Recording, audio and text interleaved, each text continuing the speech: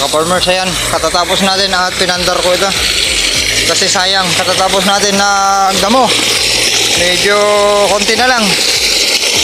Okay, natamuhan na yung dinadamuhan kahapon, doon na sa inbreed. Pangkapal kasi ng pagkasabog, kaya ginagapas ko na lang. Rungos sa Ilocano, tatanggalin yung pabipabilo, yung tinatawag nilang pabipabilo. Ayan, ito, nag-divide yan. Kung isasara natin to, malakas yan. Sinara ko to ha. Ito, pupunta dun sa pispan at dun sa tank. O, pag isinara to, o, ganyan. Pag pinakyatan natin yung tangke, ito ang bubuksan natin. Tapos sasara yan. Yan yung kanya. Pupunta na ngayon doon sa panyan, ito. Tapos pag paakyat tayo dyan sa iba-ibang pispan, ito pinapatuyuan pa doon sa tangke, isasara natin to. Ang lakas to. Tignan nyo. Yan yung may laman kasi ito, 5,000. Ayan, ito may laman ito na 5,000. Okay, galing di Quezon yung fingerlings. Ayan, kumuha na rin tayo ng pan. Aalis na rin tayo. Naghihintay yung lilinisan po natin doon ng mga pigs. Hindi pa ako nakalinis. O, ngayon, i-divide natin. Nakabukas yan. Pagsabayin natin, buksan din natin. Yan, sabay yan. Okay. Ganyan lang. Dapat may clean out, isasara. May bubuksan, ganun. Yung mga, kung pag nangyari gusto nyo mag-pispan. Ayun o. Sabay yan ha. Ganyan sa kalakas, anong oras pa lang. Basta may sikat ang araw. Pag isinara natin hanggang dun yung bulwak nya, may higit 1 metro. Okay. Tapos yung mga katabi natin, di 4 dahil dun sa ilog, yung mga makina, tabi-tabi dyan. Kaya mabilis lang sila magpatubig. O, yan. O, sabay na yan. O, nakaangat na tayo. Konti na lang yung kwan dyan. Lilinisan. Ito, may laman din to. Ito, pondo natin. Ang dami na natin pondo. At pagpatubig na yan bukas, doon paakyat ulit. Halos 2.5 lang pala yung kaya ng kwan doon, pinapatubigan doon. Kasi kaya na natin paakyatan yan pag nakaipon to. Yun lang pinapaakyatan natin, 1-2, dalawang pinitak na likod pa nung kanal. Tapos doon ay wala namang problema, hindi na patutubigan galing doon sa deep well doon. Kaya mga nasa 2,000 to 2.5 na lang yung pinapatubigan ng deep well sa likod. O, ganun siya. Yan, medyo maaliwalas na sa mata. Wala nang nakikiagaw. Meron man dyan ay halos kwan na lang yung damo dyan. Wala pang 1% na kung itotal natin. Okay, yun yung dinadamuhan ko. Tapos na kwan na lang. Yun yung pinakita ko kahapon doon.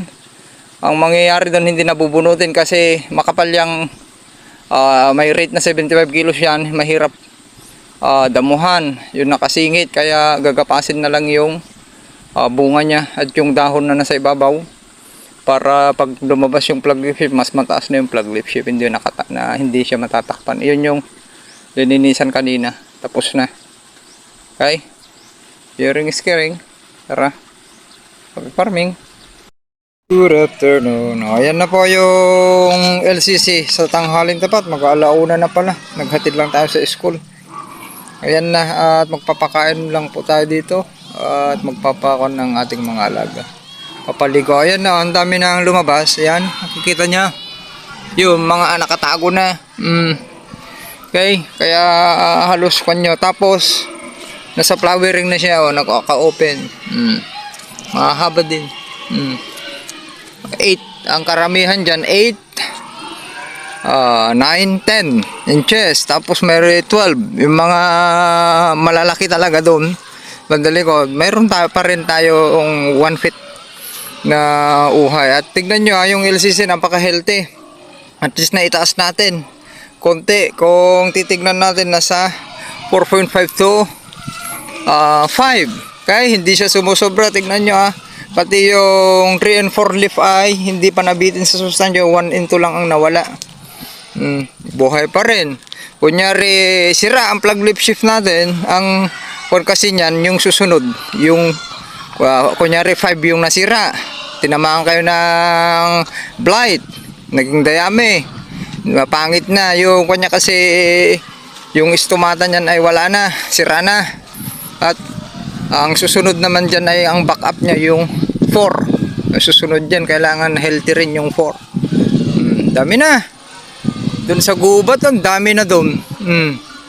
Yun o, napaka healthy. Tingnan natin kung hanggang saan kakayanin itong drone direct seeding na jackpot 102 ng LGU, Project Atlas ng LGU Malig Isabela. At ito ay jackpot 102 na RC 666H, basta may H ay hybrid po yan sa dulo, ng Leeds company. Ayan o. Di ba, lalaki yung hindi pa lumalabas. May higit isang dangkal. Ang karamihan dyan, uniform. May higit isang dangkal. Yung may higit isang dangkal natin, 9 inches. Yung karamihang lumabas na uhay po dyan sa mga sowi. Okay? Dinaanan natin. Tumatayo na. Yung palagi natin dinadaanan kasi yan. Okay na. Ganda. Oh. Huwag ma-maintain natin ito hanggang next week. Tapos na tayo sa flowering kasi kabilis. Halos ang lumabas na. Hanggang mamayang hapon yan, magta 30% na. Bukas 50% na. Heading na kagad. Mga 1 to 2 days yan, heading na. Imbis na ang 85, 75 to 85 sa 10 days, panicle exertion natin 75 to 76. Yung panicle exertion natin, imbis na next week pa, yung itong week na to, magi-heading na to, ganun kabilis. Bakit natin napapabilis? Noon pa yan, kahit yung inbreed pa, yung hawak ko pa noon, Trios 7, na inbreed, yung produce po ng sarili, ay pinapasapaw natin yan ng halos po hindi pa abutin ng 1 week. Basta nakita ko na nag-umpisa na maglabasan, nasa panicle exertion na, yun pa rin yung protocol, matagal na ginagamit since 2016. Kaya 2015 tayo nag-umpisa, nagsaka na first time ay umanin na tayo dyan ng 211 kaban sa NK5017. Doon tayo nagpunla noon. Okay, 25 by 25 cm noon, 15 kilos. Dry season yun, pero talagang lumabas yung mga mahabang kon. May manure yun. Doon ako nag-load ng manure, 8 bags per 1,000 square meter or 80 bags yung linagay kong manure. Kaya sinasabi ko nga sa inyo, marami na nakapatunay dyan. Yung gusto nyo ng malakas na yan, nagpapatubig doon, mayroong konti, pinapunta ko doon yan, papunta doon sa gubat para mayroon tubig. Hindi na natin hahayaan na walang tubig dito sa ating sakahan dahil kabilis na sumapaw, nangangailangan ng maraming tubig. Kaya pagtapos ng 99% nakasapaw na, bilang tayo 1, 2, 3, 4, 5. After 5 days, pwede na AWD ulit. Balik tayo ng AWD kasi nasa milking stage na yon. Sa flowering, kailangan may tubig. Okay? Kunyari deep well kayo, importante may basa-basa. Huwag nyong hayaan bababa na sa 6 inches or 15 cm to 20 cm. Kung nasa flowering stage ko, heading to flowering stage, yun po yung talagang para wala siyang masisirang madadamage na butil. Kasi nakabukas yun, ang dami nang nagbukas. Nakabuka. Okay? Mamayang hapon, bisitahin natin na sa gubat. Tinitignan ko yun, nakaw, malapit na sumapaw. Ganun lang kabilis. Okay, nandyan na, nakalatag na. Noon pa, sundan nyo lang. At yung tagasaka, kailangan talaga may PUDST. Iwanan yung 3S. Kahit gaano pa kaganda yung protocol. Yan yung sinasabi ko sa inyo. Kung pinapabayaan lang naman, yung tagasakang nakuha nyo ay pabaya, umikot nga sa sakahan, umikot dyan sa inyong sakahan, natatanaw na mayroong natatanaw na mahinang porsyon, bansot, hindi ginawan ng paraan. Kailangan may nakaredy kayo palagi. May nakikitang damo, hindi nagdamo, pilapil, ang daming source ng damo, mapapagastos kayo. Tubig, nakitang natuyuan, nagkakaroon na hindi nagpatubig, nasa kamay ng tagasaka yung ilalakas po ng ani nyo, kahit na ibigay na natin yung napakagandang protocol. Kung ang tagasaka ay nagkukulang, meron din dyan, kahit magaling naman yung tagasaka, vice versa, kung yung farm owner ayaw naman ibigay, okay, may protocol na sinusunod, ayaw naman ibigay nung farm owner yung gusto ng tagasaka, ay hindi magsasuccessful. Kailangan ay magkasama yan, tagasaka at farm owner, magkasundo. Ay ganoon na lang, sharing is caring. Happy farming. Morning ulit mga ka-farmers. At ito, nandito tayo ngayon sa Quezon. Ayan, Isabela. Ayan, tabi lang ng Malig. Isabela, nandun yung sakahan natin. At yan o, ang dami na naman nating naipon. Okay, sisikat ang araw, magpandar tayo para makapag-ipon, pampaakyat doon para malis sa krudo. At bawal na rin bumili ng krudo, may batas na. Ayaw nilang kung container, yung paglagyan ayaw na. Kaya may mga malaking bagay po yung solar. Okay? At nakabili na rin ng ganyan bago pa. Pinagbawal din dito sa Quezon. Sa Malig bawal na rin, kaya mag-impact na kayo. At may gusto lang ako ipakita sa inyo yung dinadamuhan ko. Yung sinabi ko na hanggang alas 10. Tignan ko kung kakayanin, isang daanan na lang. Pakita ko sa inyo yung damo na hindi rin kayang patayin ng noblek. O, mamaya magmerienda tayo ng buko. Ayan o, ang taas. Taas niya. Kaya mahirap akyatin ito. Hanggang kon lang, tuhod. Ito ang nyug na hindi kayang akyatin. Okay? Meron yan, nyug na hindi kayang akyatin. Ayan yung mga nyug dito. Buko ay may mga namunga na hindi kayang akyatin ng tao. Pero kayang akyatin ng unano. Okay? Ayan na. Yung papakita ko lang sa inyo. Oh, medyo malinis na. Ito RC4 Auto. Madaling matuyuan to. May buhangin dito. May buhangin yung lupa dito. Ayan. Oh, buhangin yan. May buhangin. Diba? Nalinisan na. Yung tatanggalin natin, ipapainal. Kung may halong lalabas pa na mas mataas. So, yung para makakuha tayo ng binhi. Okay? Pakita ko sa inyo ano yung tinatanggal. Lininisan ko na to. Dinoble. O, ito oh. Nalinisan na rin. Nadoble na. Halos 100% na. Walang damo. Ito yung jackpot natin banda. Doon RC4 Auto pagkanom. Hanggang doon sa dulo din. Ito naman. Hanggang doon din sa dulo. Okay? Ayan. Para ako. Hindi ako makatulog kung may umikot ako sa palayan na makita kong makaka-compete sa malakas mag-competition dun sa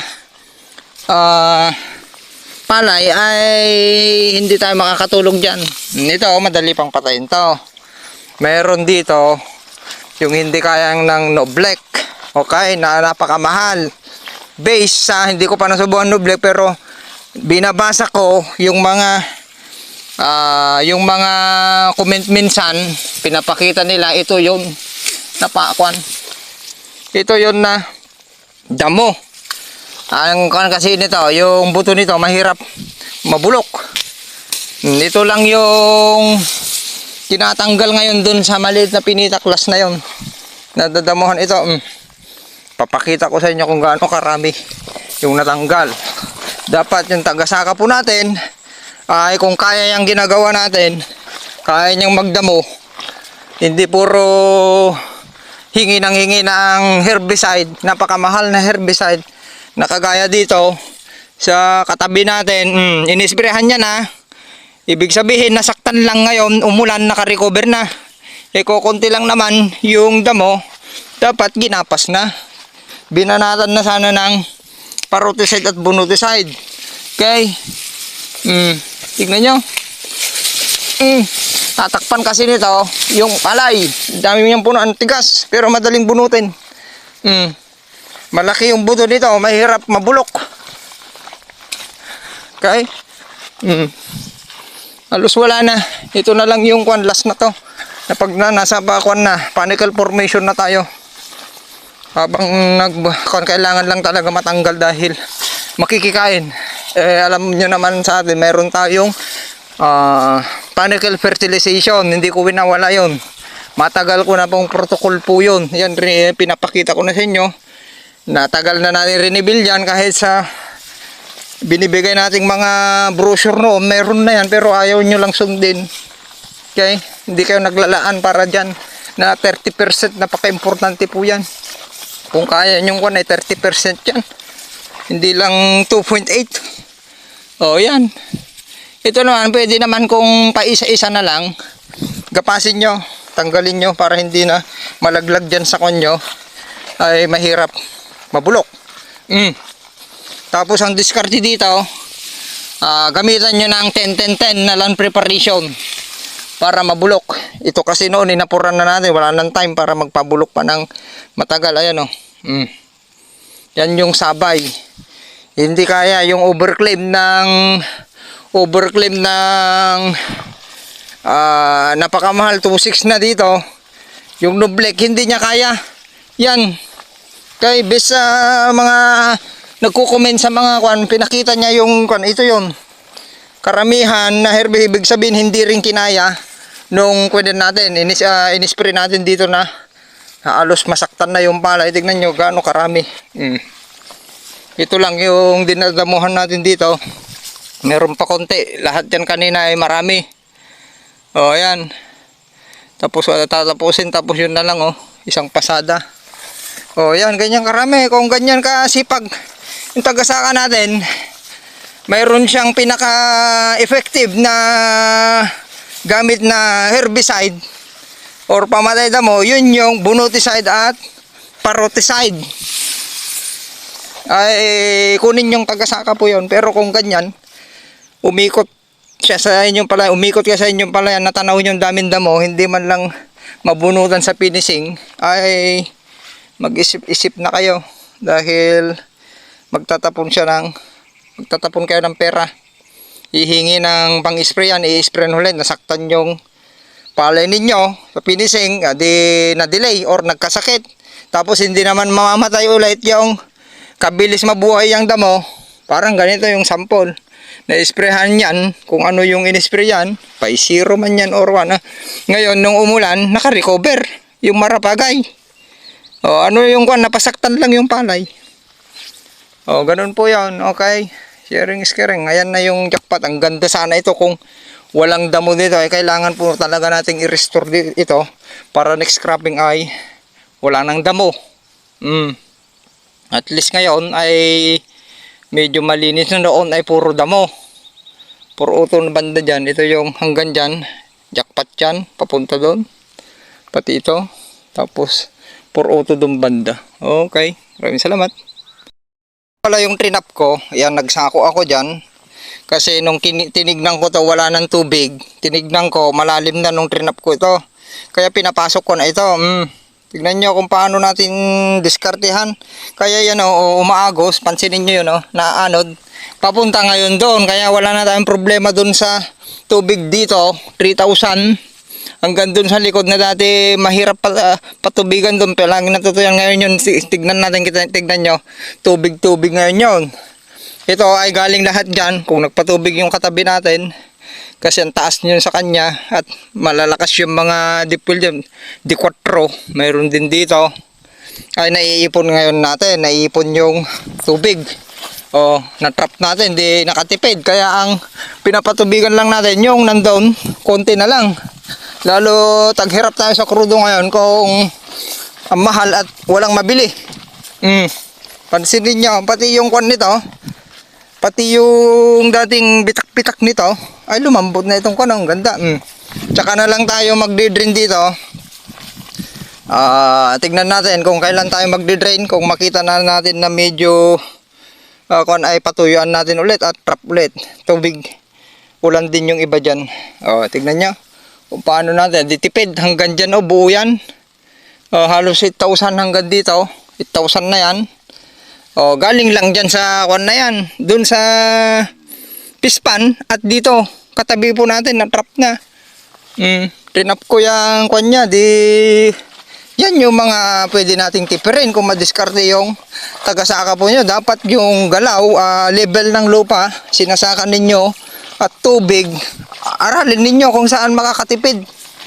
Nakatrap ako dyan trinap ko doon, binuksan ko na. Dito ko na trinap, ilinayo ko na dahil kayang umakyat itong tubig na to dito. Kita nya? Yun.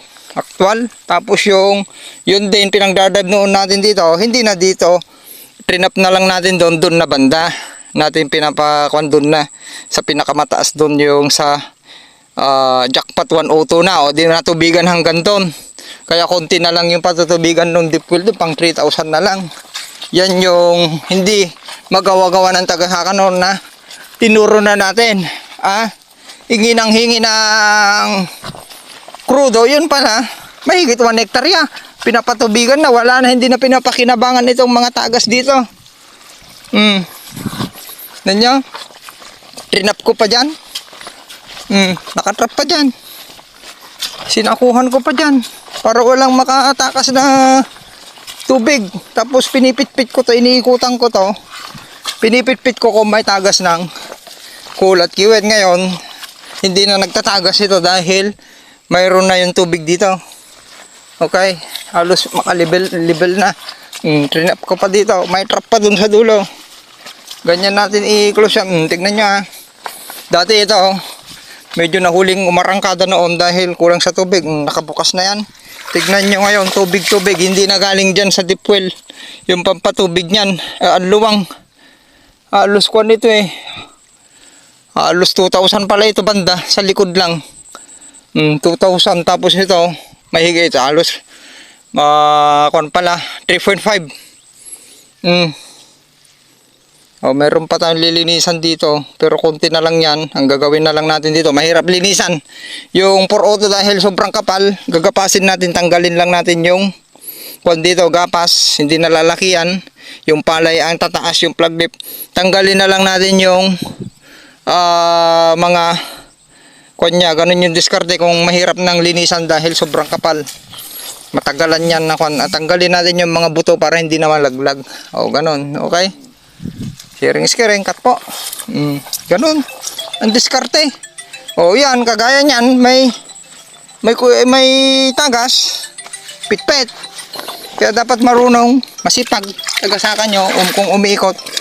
Magpitpit yan, butos ng may nakikiwit kasi. Hindi makalusot yung kwan. Diyan, tubig. Gustong gusto niya itong puruto. Sakto, tubigan ito. Ginawa para sa lowland irrigated, kahit matubig ay okay. Kaya sakto siya. Okay, cut po, sharing is caring.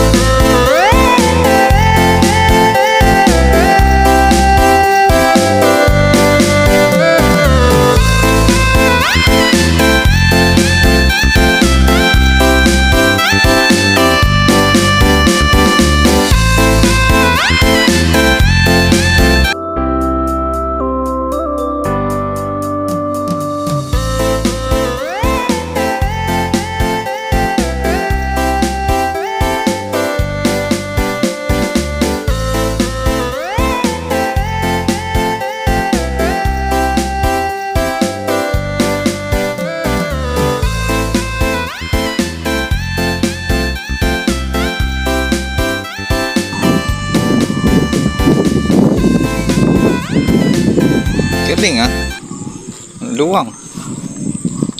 Nagahan po natin para makapag-ayos pa tayo ng pilapil bago tayo pupunta dun sa Quezon, para matapos natin yung